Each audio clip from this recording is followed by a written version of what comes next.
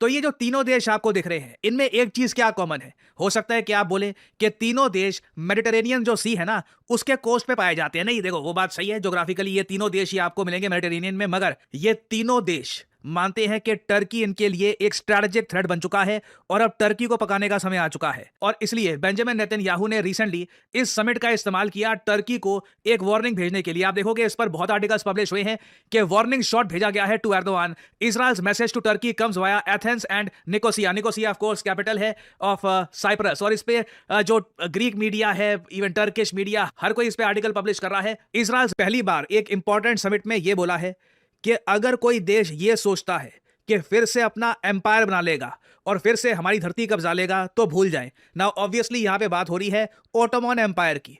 Ottoman empire जैसे आप लोग जानते हैं वर्ल्ड वॉर 1 के अंत तक कोलैप्स कर गया था।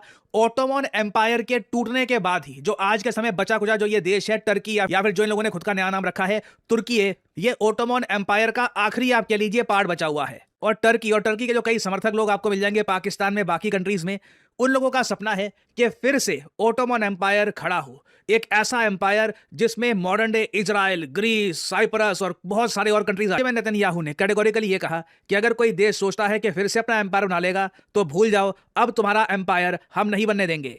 To those who fantasize they can reestablish their empires and their dominion over our lands, I say, forget it. It's not going to happen. Don't even think about it. We are committed and able to defend ourselves, and our cooperation further enhances that capability. Together, we three genuine democracies in the Eastern Mediterranean shall advance security, prosperity, and liberty. With God's help, we will bring a brighter and safer future to our nations and to the entire region. Now आप देखो इन लोगों की ना clarity कितनी ज्यादा है। ये लोग बना के चलते हैं एक टारगेट कि अब ये देश हमारे फोकस में आ चुका है। और मैंने आपको पहले ही बताया था, आई थिंक आज से 1-1.5 साल पहले, कि इजराइल का आने वाले कुछ सालों में एक गोल ये रहेगा, टर्की को नेटो से बाहर निकलवाओ। टर्की में या तो अगर एर्दोआन हटते हैं, कोई pro US pro Israel leader आ जाता है, ठीक है, आई थिंक तब टर्की को इतना डैमेज नहीं किया जाएगा। हो सकता है कि इकोनॉमी को भी थोड़ा बहुत ये इंप्रूव कर लें।